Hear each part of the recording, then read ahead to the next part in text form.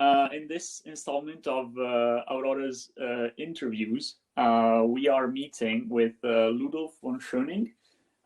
Thank you for having accepted our invitation, Ludolf. Thanks for inviting me.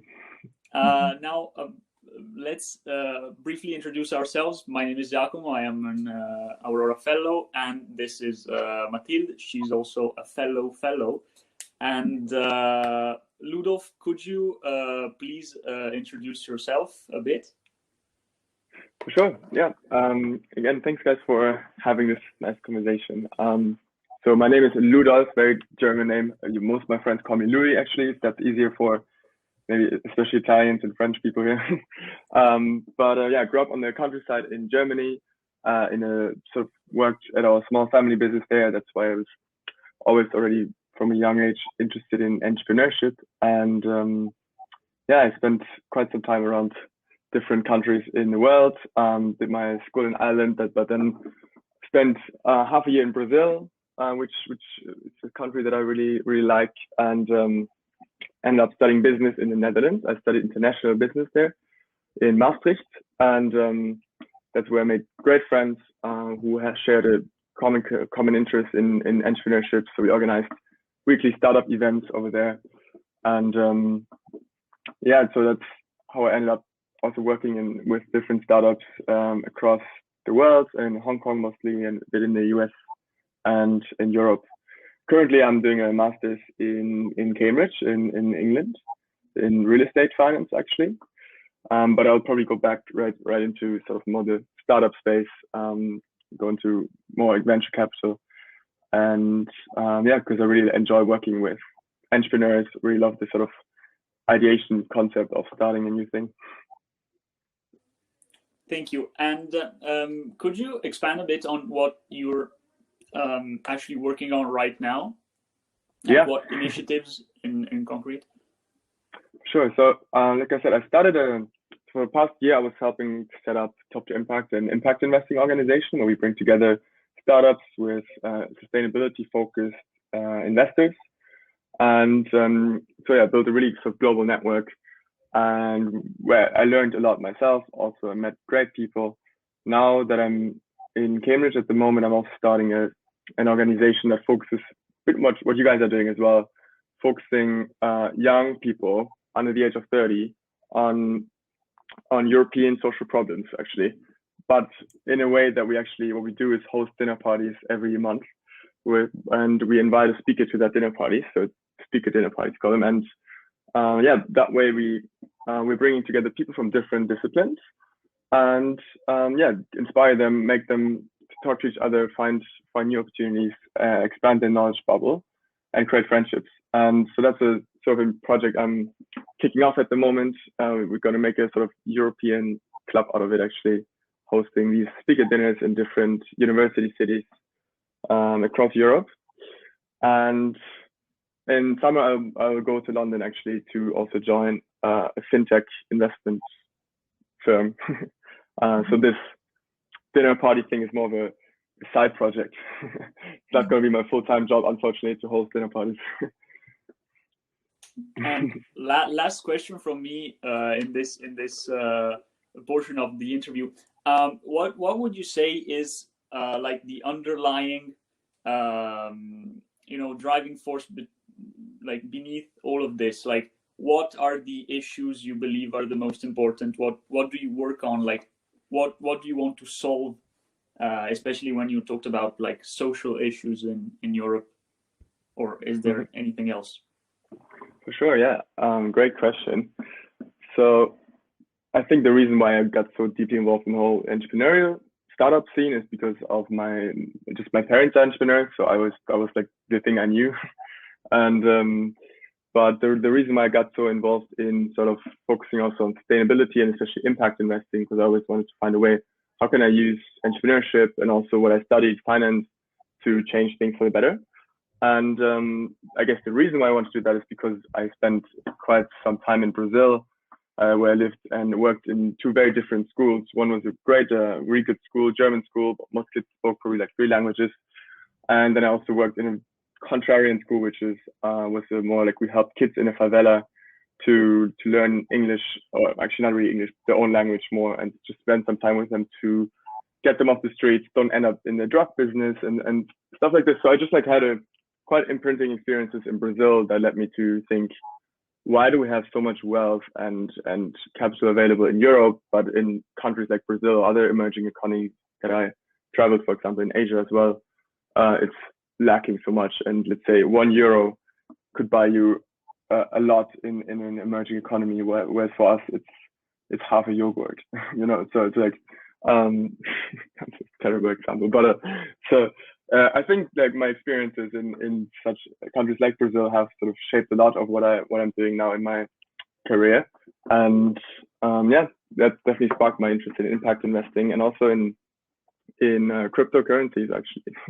which yeah, the reason it's also something that I've been doing quite a lot, getting involved in quite a lot, not more for the trading aspect, but more for the social implications of digital currencies. I think is something I'm very interested in as well. Perfect. Well, we'll talk about that later. So you kind of anticipated my next question. So you said that you've traveled a lot. You've visited very different countries. So Hong Kong, you've been to Hong Kong, you've been in Brazil, the US, Europe. And so you said that the experience you had in those countries made you decide what you want to do. And so you said a little bit about Brazil, that it was the poverty that made you, that you saw there, and that made you want to change the situation. So were there any other problems that you saw visiting those places? Did you see a common thread, something similar in every country that made you decide, I want to focus on this specific issue because I saw that there's a common thread in many countries all around the world? I think the common thread is that there's this wrong redistribution, right? We have lots of knowledge and capital in Europe, for example, but it could have a much bigger impact if we transfer some of that into areas that are much less developed. So that's a common thing. And what I also realized is that even though lots of these economies like Brazil are doing as well as, let's say, we're doing here, whether you're in France or Italy or Germany or the UK, that people are so proud of their country. Like Brazilians are I always find that quite inspiring, very sort of proud to be Brazilian. They really love their nationality. They wear t-shirts with Brazil flags. I always thought that's really cool. I wish we could be so proud of our own country in Germany, for example. And so I feel like there are also lots of great things about these countries that I really love, culture-wise. I think just generally going to a country, really getting to know the people, and not just being a tourist and staying in a hotel for 2 weeks, but really, living there is what makes the experience really great and what actually shapes you a lot more than, just going on holidays. Yes. So, well, if you want, you can introduce a little bit also your interest in digital currencies and tell us a little bit more about them. What interests you the most about digital currencies, and what do you see in them? Yeah, so again, it comes a bit back actually to emerging economies, which I think is the first time I heard about blockchain technology, which is the underlying technology behind Bitcoin. I was through a startup that were building an impact investment platform, and then they wanted to use the technology to transfer capital from investors into emerging economy projects. And they were like, oh, we're doing this with blockchain. I was like, what is blockchain? And so they explained to me, met some really inspiring people through that, did a lot of research. Like I said, I was studying finance at the time, so I was also got really interested in Bitcoin itself as an asset class. And the reason why I think will have an impact, besides just speculation and trading, is first of all, it's I saw blockchain technology, the tech behind it, as a way to transfer value over the internet without asking your government or your bank for permission, which is a really powerful technology that can enable this sort of transfer of wealth that I mentioned might be a big problem for our world. And the reason why assets like Bitcoin are very interesting, I think, is because people can use it for whatever they want, and which obviously the first great big market for that is the black economy. Lots of people got into Bitcoin just because they want to buy drugs on the internet. But I think if you've seen or spoken with people who lived in countries like Venezuela or China as well, where their currency has lost its entire value, or where the government controls what they spend it on, then you see the social impact behind Bitcoin or other cryptocurrencies, because it gives people a lot of freedom and choice what they want to spend their assets on. And it's not just money, it's also other assets that might be seized by the government. So I think it's an interesting technology that can give you more control over your assets in general. Now, what I originally wanted to ask you was, do you think that digital assets have a future beyond speculation? But since the answer is probably obvious, I would like to ask you something else. That is, what do you think needs to be done for cryptocurrencies to move from speculation? Because right now it's, well, what they're most known for, and to like an actual means of payment or whatever else, whatever other function you wish them to take on. Right, great question. I think so. The biggest use case is still in finance, and now with this year 2021, we're seeing lots of the banking sector getting very much involved in this as well, and they will again invest in like the trading part of it.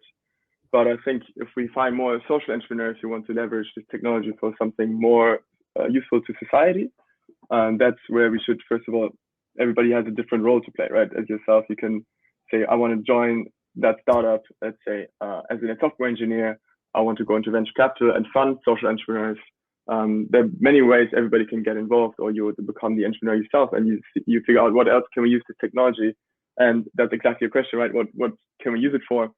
And I think there are great applications such as, like, everybody can set up a crypto wallet, for example. And so it's very easy. You don't need to know anything. But it's very hard actually for most people. Actually, I think more than 2 billion people don't have an actual bank account in our world, because you need to go to a bank. You need a passport. You need a couple of paperwork to actually set up a bank account, and then the bank will actually also want you to be liable. And so then with a crypto wallet, for example, you could give it to people who don't have access to real banking through financial services yet, and actually bank those people without giving lots of people, billions of people, access to our digital economy. They can partake in business we do over the internet. And again, I think that will come to a much better redistribution of wealth and economic opportunities for everyone involved. And so that's one example, banking the unbanked, for example. But there are lots of interesting use cases. Sure, and that makes sense, but it's something I've thought about a lot, and like I myself cannot bring myself to have a crypto wallet because I'm kind of scared about the volatility and everything else. So maybe this you're saying banking the unbanked might be aided by institutional efforts such as central banks developing their own digital currencies, so that they are like actually stable, backed by some kind of trust in the governments. Would you think that would be a positive evolution in both the use of cryptocurrencies and their image, let's say? Yeah, I think so. So I think it's a good evolution that central banks are looking into it. Like I said, I'm definitely not an expert on central banking, but I think first of all, for the entire crypto space, it is a great evolution. I think they're not like Bitcoin isn't competing really with the euro. Like the euro isn't going to go away. Like Europe isn't going to adopt the Bitcoin. People might be, but it's, to be honest, I don't use Bitcoin as a currency myself. I just hold it. And if people want to pay me in it, yes, please. But I won't pay you in it, because I believe in the long term, it will it will probably stabilize at some point, but it will always be a very speculative asset probably. But I think in the long term, it has been just going up for the past. So I think we'll do similar things in the long term. And so, but your question was more like, how governments will impact Bitcoin. So that's one thing. Generally, if governments adopt the same technology, it will be very interesting for the crypto space because it will become more legit. The infrastructure is being built. To set up a wallet will become even easier. You might use, probably your one account. In the future would be great to just have one account for all your payment things. That's one idea. I think we will also use, Facebook is setting up a cryptocurrency. You will probably be able to pay your friends on WhatsApp or Messenger very soon with maybe Facebook's own cryptocurrency, maybe a stable coin like a stable euro or dollar, maybe in Bitcoin. But probably because they are for-profit corporation, they will set up their own currency and make some money off that. And then also for central banks, there's a great incentive as well. I mean, think about it, if you want to do something illegal now, like pay for something illegal, what would you use? I guess cash. I mean, you should probably use cash because it's untraceable. I mean, I wouldn't find out if you just give Mathilde some cash right now for something illegal, and the government won't know, and your bank won't know as well if it's in cash. So actually, it's the best way to still do for the best payment system for the black economy still. So if you digitize the currency, we get rid of cash completely. The central bank can actually completely control and see. They could control, but they will definitely also see what you put your money in, which is also the big danger because that's probably what's going to happen in China. Let's hope it's not going to be the same way in Europe where we have a bit more control and sovereignty of our assets.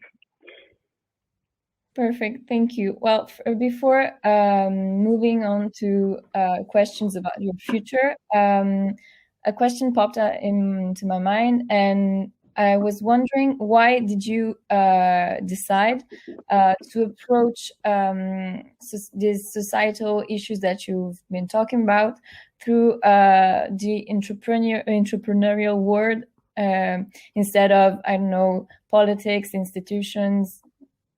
Well, I was wondering, maybe it's because you were born in a family that was already doing business, but why did you decide to continue in that path? Good question.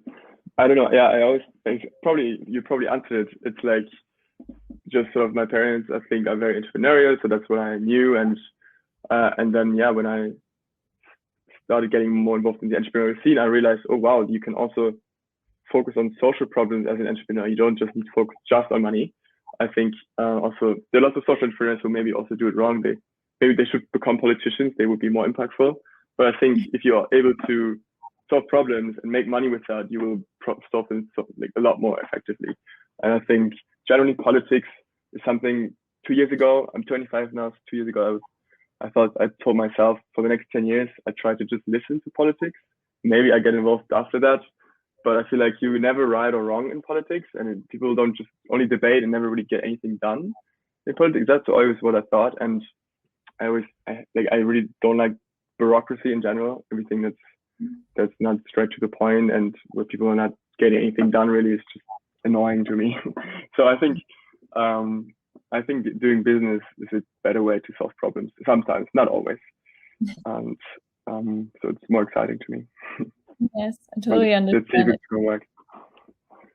Well, thank you. And so now let's talk about your future. What are your future plans? What's next? Do you plan to move from one business to another? Do you plan to, I don't know, start a political career? But now from what you said, I think it's less likely.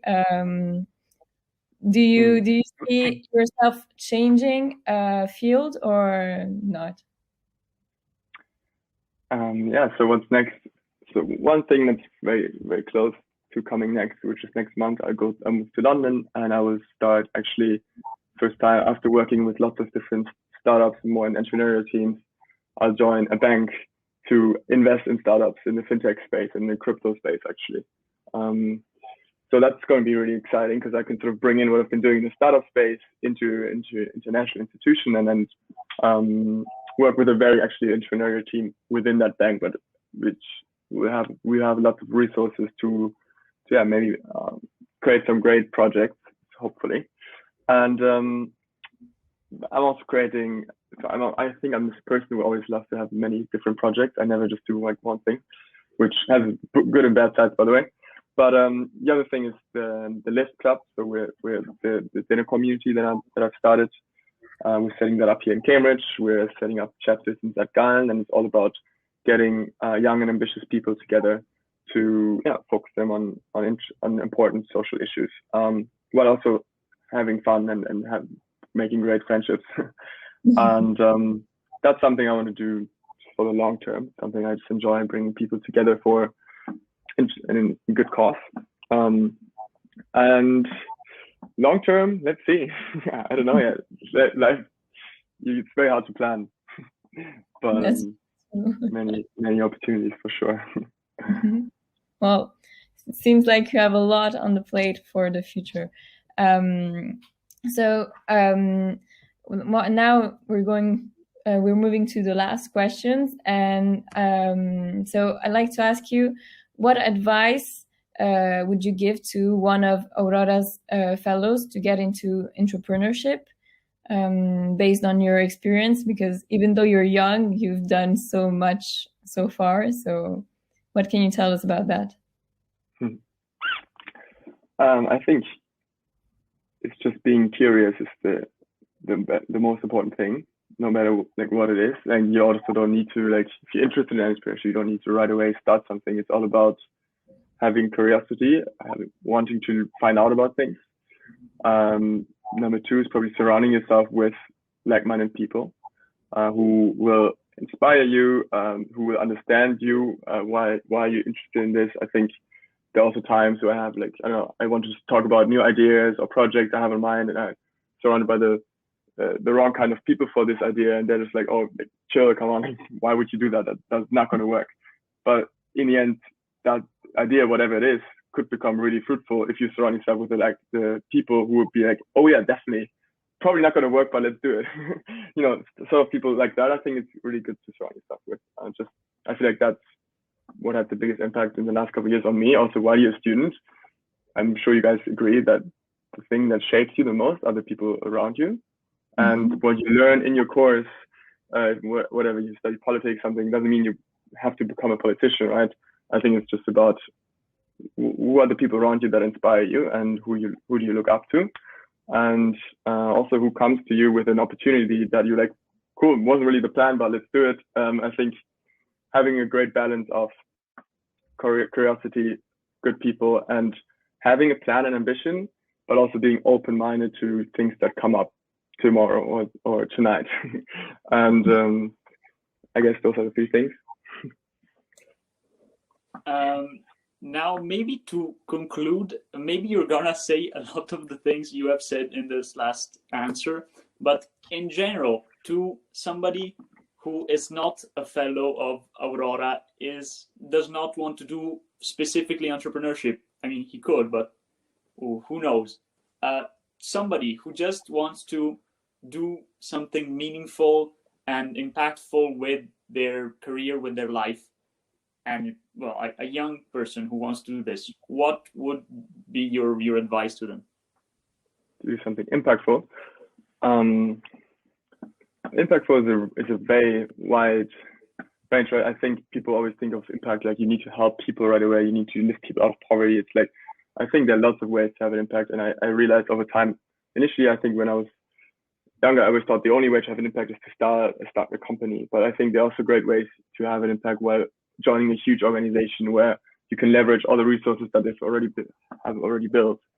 And it's really like, what are you interested in? And I think having an impact will, you will have an impact once you become really good at something and you are able to change things, and no matter what area it is. So if you're really interested in, like me, if you're very shaped by, let's say, more less developed countries and see the problems you want to solve there, I think that's the way. But having an impact, I think, also comes down to having skills. Like, are you skilled enough to actually change anything, or you just, lots of people just say, oh yeah, I'm a social entrepreneur, but maybe, but then if you look at the things they've done in the past, and they've never really done anything impressive besides just saying they're social entrepreneurs. So I think, like, learn also useful skills, and see what you are really good at, actually. So probably the better answer to this is find out what are you really like, what are you technically good at, and what could be a thing you would, if you started, could do it better than somebody else.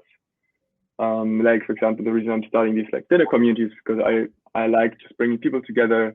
I'm very interested in learning about people. So I love to bring people together, maybe who are also very introverted, who are really amazing people, maybe but have like less skilled at getting to know new people when they come to a new city. So we're setting up this community that's where you have communities within Europe.